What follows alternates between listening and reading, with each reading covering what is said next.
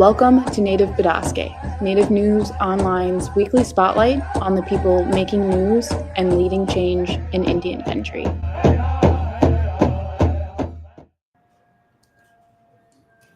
Welcome to Native Bidaské. I'm Levi Rickert, your host today, and we have a very sensitive topic in that we're going to talk about Native Americans who are homeless, and unhoused is another way of saying it.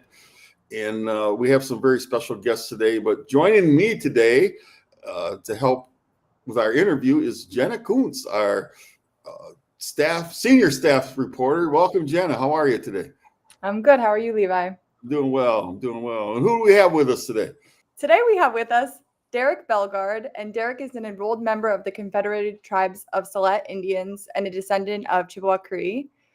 Derrick is also the director of the Chief Seattle Club, which is a housing and human service nonprofit that's based out of Seattle, and their goal is serving the local Native populations there in Seattle. Also, we have Dean Dauphinais, and Dean is an enrolled member of the Turtle Mountain Band of Chippewa Indians and a descendant of Spirit Lake, Dakota. And Dean is also a Marine veteran himself and a veterans advocate. Welcome all. Gentlemen, thank you for joining us today. And both of you have your expertise in dealing with Native Americans who are homeless. Hey, just to clarify, a lot of times now we see homeless, you see unhoused. Is there a correct term, or are both used interchangeably? Derrick, would you answer that one? Yeah, sure. I'd be glad to. I think politically correctness, it would be unhoused. I've lived experience. My son spent years on the streets. When I was out there, to me, it didn't matter. To me, it feels like word soup. It feels, but I don't speak for everybody who's experienced it. There's lived experience. I don't get offended at all. I constantly use homelessness. So today, when I'm talking about it, I probably will use that term. What about you, Dean? Then I'll tell you. I've heard them used interchangeably as well. Most commonly, in the time that I've been doing that work, the term was homeless. But I have heard other terminology as well. So there's no offense if you say homeless, and it's just, yeah. Jenna, go ahead and with your question. There's a plane flying overhead. Okay, so to start, I think a good place to start this in grounding what the situation is for each of you to speak from your perspectives on your organizations, but also the situation. So your vantage point on the homelessness, the unhoused populations impacting particularly Native folks. Like I know from reporting with Derrick earlier this week that in Seattle, the problem impacting Native populations is 7.5 times greater. And I'm assuming there's a similar statistic, Dean, within Native veteran populations. But can you speak, Derrick, maybe you can go first about how homelessness is impacting Native populations where you are and why that is, some symptoms that you see of why that is. Yeah, homelessness is rampant here in the Northwest, as it is probably throughout the country, and it's hitting our Native population disproportionately. Native American homelessness has increased all the way since 1970. We were founded in 1970. All the major Native nonprofits in the area were founded around the same time. Mm-hmm. We address that really to bad American policy, the relocation efforts, the relocation programs of the 50s, the Termination Act. My tribe was terminated. That's why I ended up being an urban Indian myself, right off reservation. And even though we got federally recognized. So that thing really sprawled a lot of, 71% or whatever they say today, Native Americans live in urban cities and centers. So we have, that's where a lot of our concentration is nowadays. And homelessness, I'm certain that it's probably throughout this in all the metropolitan cities throughout the country. But here in Seattle, in the greater Seattle area, I can talk about, we're 2% of the general overall population, but we make up 15% of overall homelessness. We make up 30%. Well, we're actually putting a dent in this piece, but back in 4 years ago, we made up 32% of chronic single adult homelessness. Chief Seattle Club, when we were founded, that is really what our foundation was for. Was to address that street homeless, the most vulnerable of our population, not just homelessness in general, but people who've been chronically homeless, forgotten, stepped over on the sidewalks, that type of homelessness. That's really our niche, what we do at Chief Seattle Club. We serve all urban Native Americans, Our mission is not to house people. It is to actually create sacred spaces for Natives to feel safe and have a sense of belonging, a sense of togetherness, and to rebuild community in these urban cities. Out of the 562 and growing federally recognized tribes, our membership base is well over half of that. So our membership base in Seattle, like probably all metropolitan cities, are from all over the country. Yeah, that's all over interesting. the country. And Dean, can you speak from your vantage point about the Native veteran population? Yeah, so in my role as a tribal advisory committee member under the Secretary of Veterans Affairs, I recently put in a query about updated statistics about this issue. I do know off the top that Native American veterans are twice as likely to be homeless than non-Native veterans. But I want to get more granular than that so that we can do more deeper dive into this topic, into this issue, and begin to build out the resources and make the connections we need to so that we can curb this issue. Homelessness is one of many issues that our Native veterans are at the I would say bottom end of the socioeconomic markers, right? We are our highest rates of suicide, highest rates of homelessness, but we also have lowest median incomes and lowest education attainment rates and things of that nature. So I always talk about the fact that we have been serving this country honorably since the Revolutionary War. We've been here since day one and before, and doing that honorably, even when we didn't have a right to vote. 100 years ago, this year, we finally got the right to vote, but we showed up to the tune of 12,000 strong in World War I to fight for the country. So my thing is, it's also time for our country to take a look and put a spotlight on our issues and bring resources to bear so that we can give our Native veterans the opportunity to live out the American dream like everybody else is pursuing, right? So home ownership and, looking to thrive and just instead of just surviving. So that's part of the work and part of my mission that I'm doing with our Native veterans right now.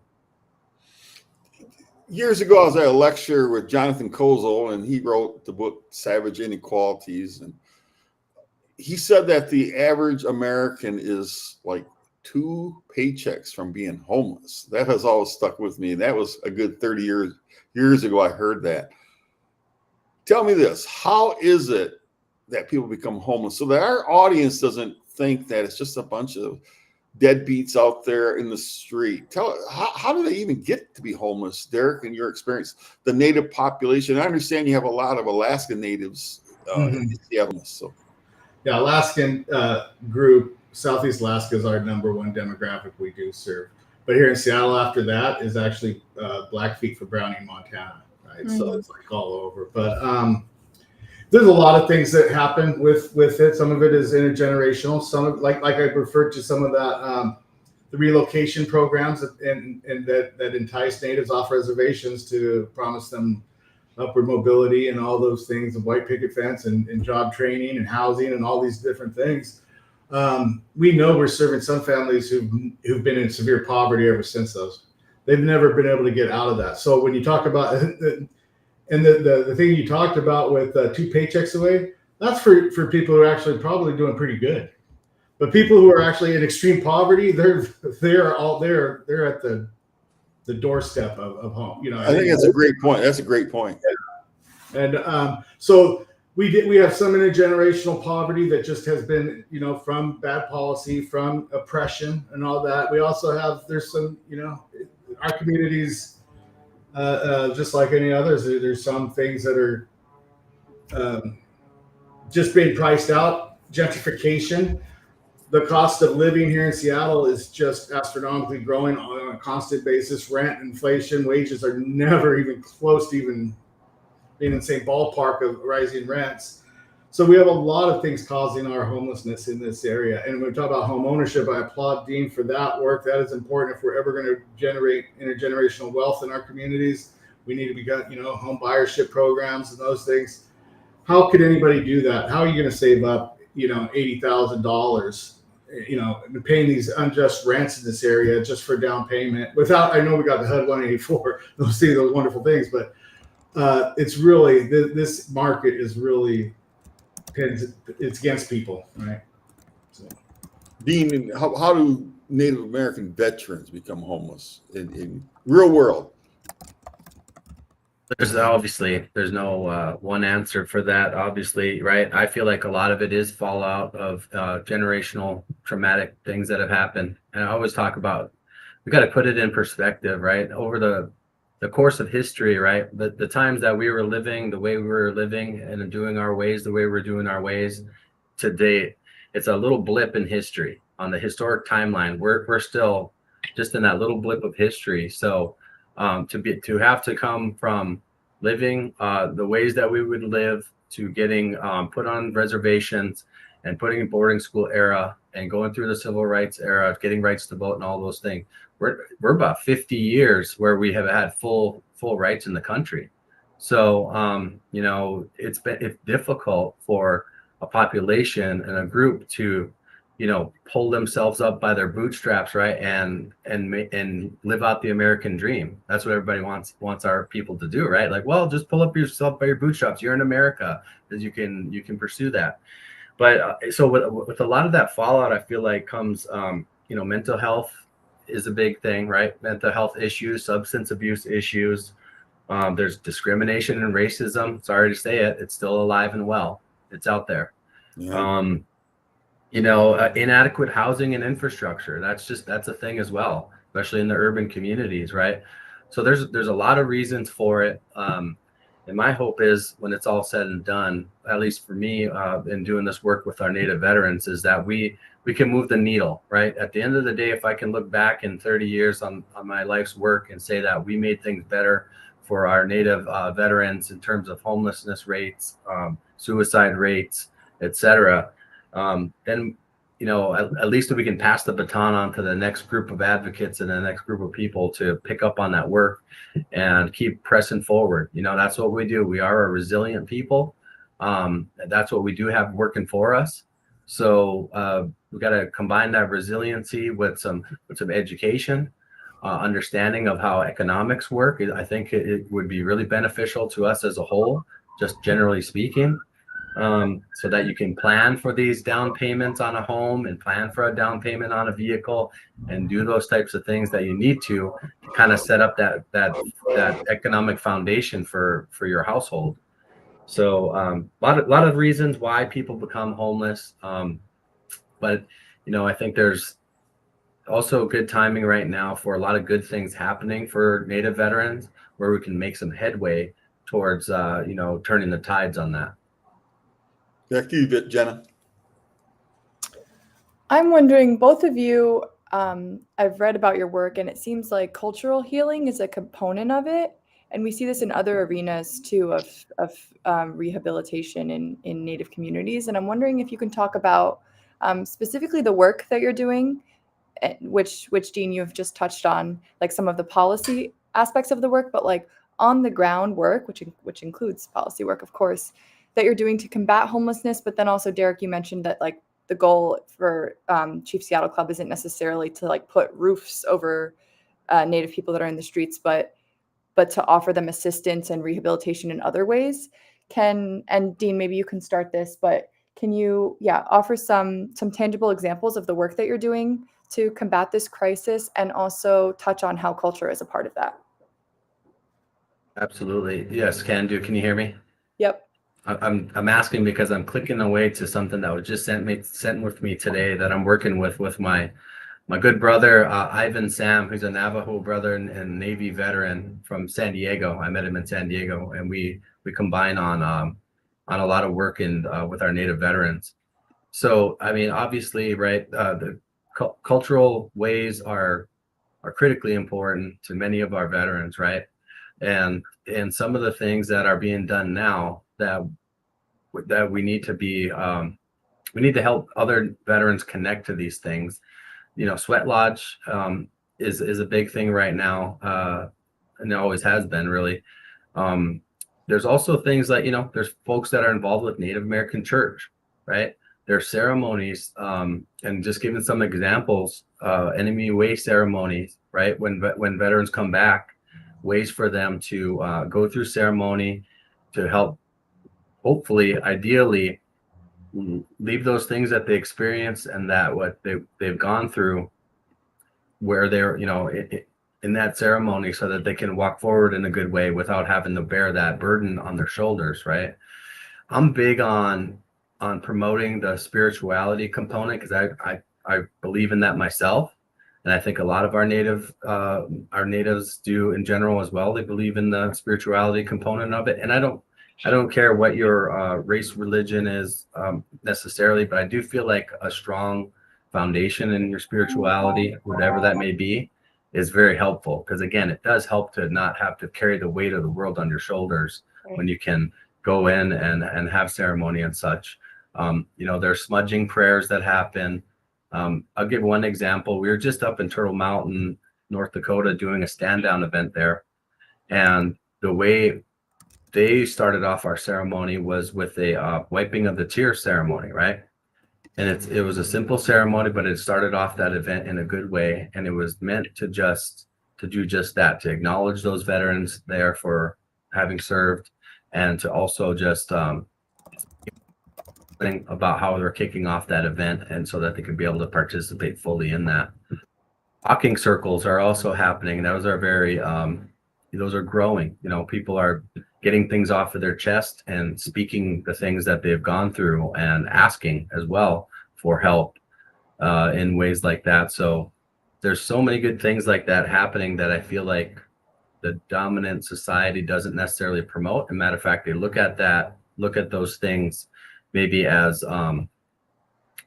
not non-traditional and such, but for us, they mean a lot to us, right? Mm-hmm. So those are just some of the examples that I would share of things that are happening right now, and things that we're also saying that those are not going away. They're not going in, and we don't want them to go anywhere. And we just need people to understand that these are part of who we are.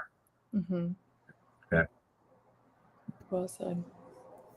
I think we lost Derrick, but we'll keep this going. Hopefully he comes back. Hey, Dean, you mentioned being on the advisory committee, veterans with the secretary, and I've heard the secretary 2 times this year. Dennis McDowell, is that? McDonough. He is quite awesome. I mean, when I say that, he's a great speaker, and he seems to have a lot of passion. And he was in Washington. I heard him say, "Hey, if you feel like we failed you in the past, we want you to come back and give us another chance, because we are trying to improve on our service delivery to veterans." And I was very impressed with that, because usually people at that level don't admit that they had failed in the past. And so that alone, gives me reason to give him high marks. Back in 2023, last June, there was an announcement made, and we reported on it in Native News Online, about the Find Healthcare and Resources for Native Veterans. And what it was the Indian Health Service, IHS, and Veterans Administration, and I think 40-some Native American organizations throughout the United States, urban, have combined where they are sharing information. Do you know much about that, and is it working? So I think you might be referring to there's a memorandum of understanding, an MOU between the IHS and the VA to formally form a partnership, a collaboration, so that they can do more data sharing. They can do more of that collaborative work that needs to happen, right? So that the services being provided by IHS can be paid for by the VA and such, right, through your benefits and much more. But yeah, that's it seems to be a strong collaboration right now between IHS director and I'm drawing a blank on her name right now. I think Rosalind So. Rosalind So and Secretary McDonough. But I applaud also. I have to comment on Secretary McDonough. Not often do you get people at that caliber and that level in government that you could get a genuine feeling that they care enough, right, about our people. I get that from Secretary McDonough from the first time I shook his hand and looked him in the eyes.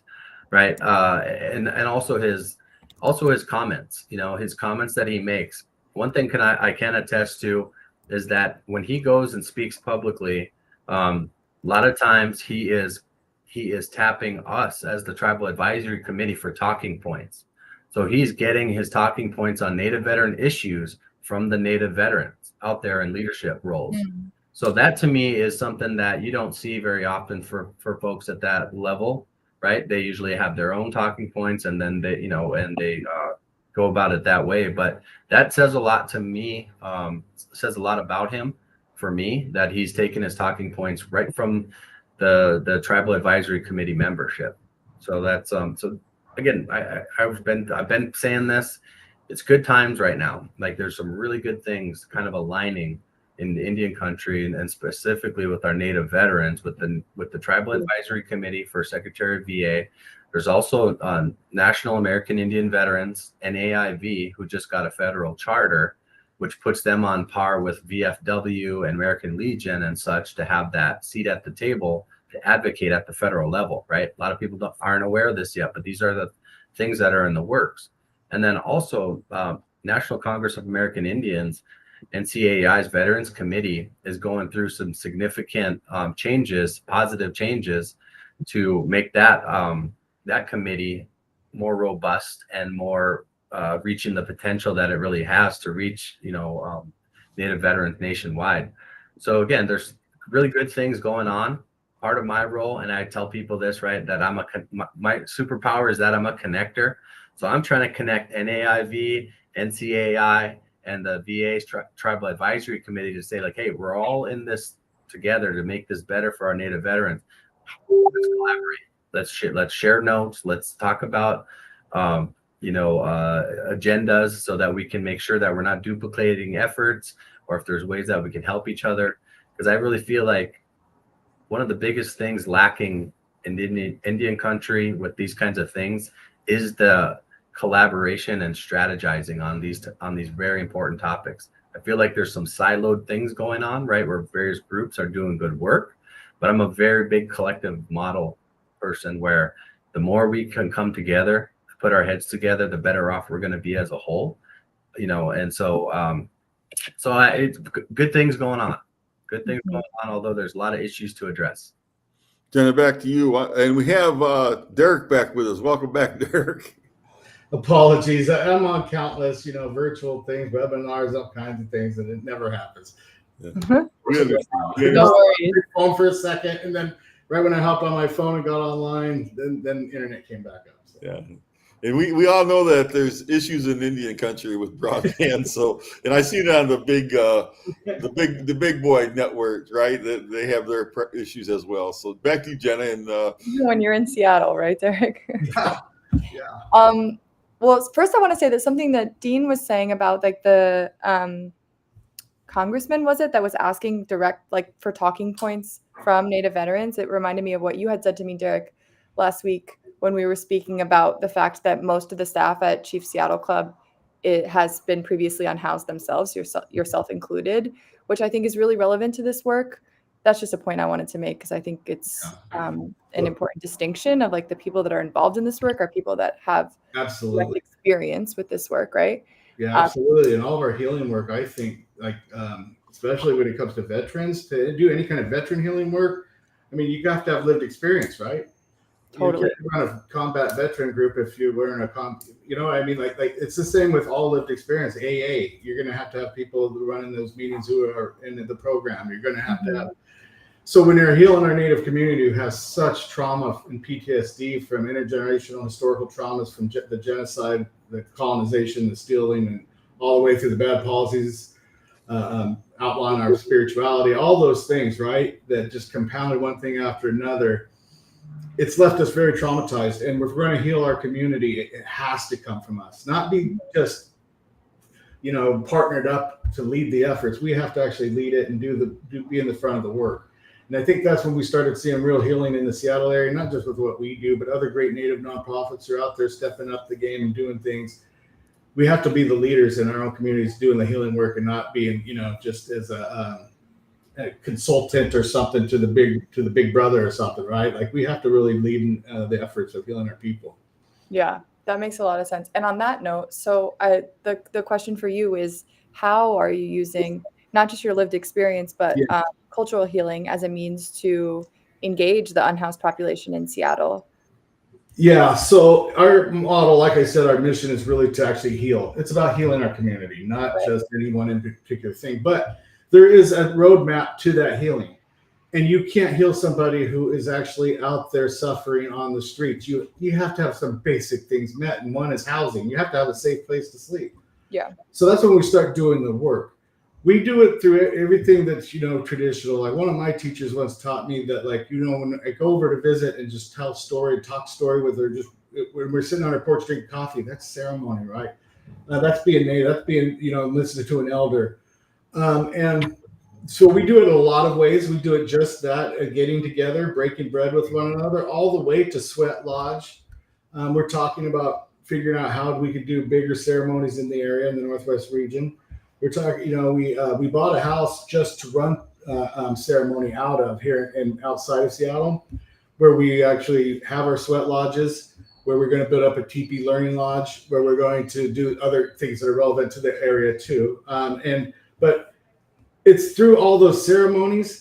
But it's also through just connecting and getting together another, and being good at talking circles. Native staff, one thing we're very proud of is we have an 83% Native staff. In an urban city, that's pretty good. And we have 140 employees, so we're really proud of that. Yeah. Well, I think some casinos should take note of that. I'm sorry, I had to throw that in. Well, this has been such a great discussion, and Dean, you dropped a note in, and Jenna had it wrong. He was not a congressman; is the Secretary of the Veterans Administration, Dennis McDonough, and he mentioned at the National Indian Health Board in Rapid City a month or so ago that coming up soon, is it August or September? The IHS and VA coming together, bringing traditional healers in to figure out how they can get compensated in a good way. And they're going to actually have like a one-day conference summit. Do you know much about that? And expand on that if you can. Yeah, so I'm actually a part of that team planning that event. And so what's been happening over the course of the last year,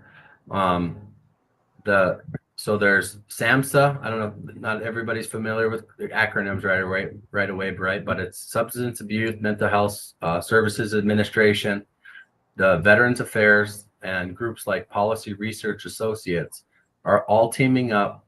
And what they've done is there is a kind of a grassroots effort to prevent suicide amongst Native American veterans. And I know that's not the topic today, but I do, every chance I get, let everybody know, because it's I want everybody to be alarmed by these statistics that in the last 3 years, there's been a 51% increase in Native American veteran suicide.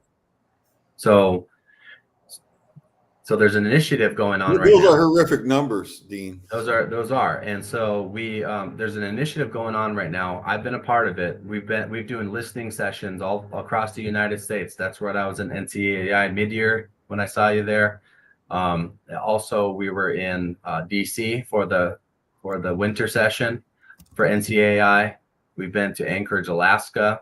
We've been to, like you said, NIHB in South Dakota. So, and we're doing, we've done 2 or 3 virtual listening sessions as well. And the idea is getting inputs and feedback from Native leaders, Native veteran leaders, about the topic of suicide in general. Learning a lot about what does it mean to, in your community, what are things that are happening that could be helpful and useful as they form what will ultimately be rolled out as a pilot next year, would be this National Native American Veteran Suicide Prevention Initiative. So this August convening will bring in all kinds of stakeholders and subject matter experts from various departments, government and non-governmental organizations, thought leaders, etc., will come to, it's going to be in Minneapolis, 2-day event. And it'll be, a strategic planning style event where all the things that we found in the listening sessions will be shared. And then from that, we'll also spend to take all those notes and start to formulate what will be this pilot next year. So that's what that event is about. There's a lot of those things, like you're talking about, cultural healers being paid and, and all that stuff. It's all part of it, and it's all inputs about that.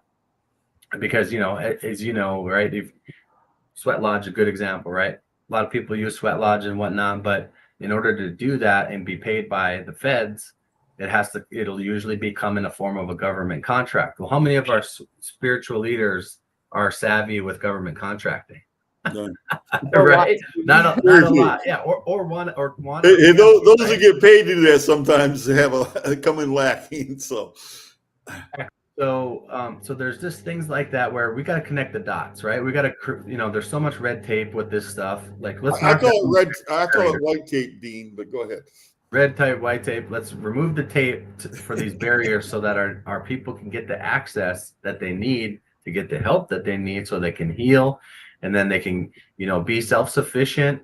And further than that, again, always go back to thriving instead of surviving. We can get our people on that pathway, then I think we're all doing the good work that we're setting out to do.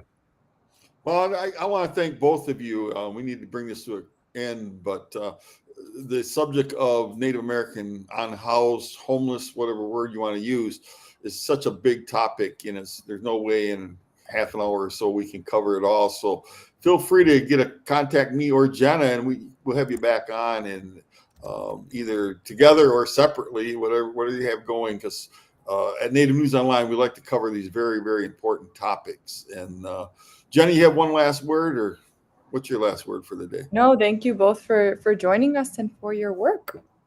Yeah. Can I say something? One may. last word in there? Okay, good.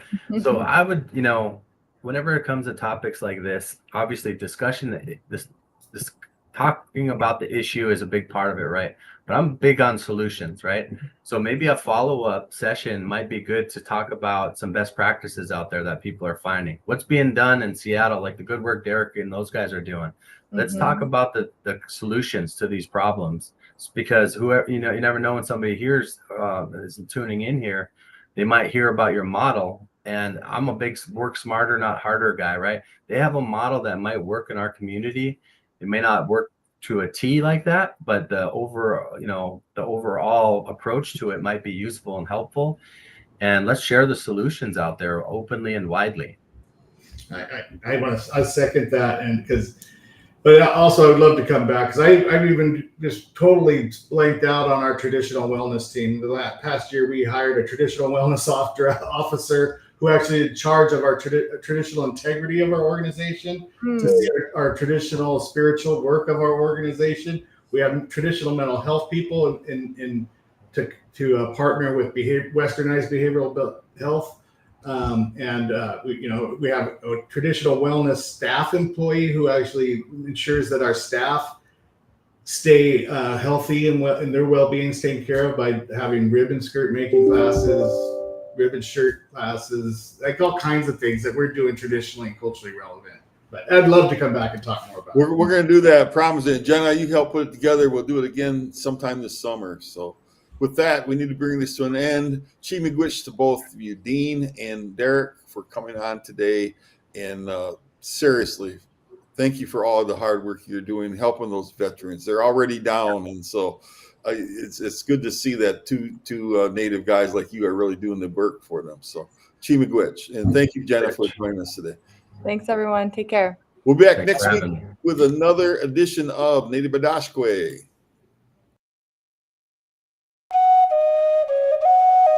If you appreciate what we do here at Native News Online, we invite you to donate to support our continued work covering Indian country. You can scan this code with your smartphone or go to the link located below this video to donate today. We greatly appreciate your support. Please be sure to subscribe to our YouTube channel and follow us on Twitter, Facebook, and Instagram. And be sure to scan this code or go to the link below to subscribe to our newsletter.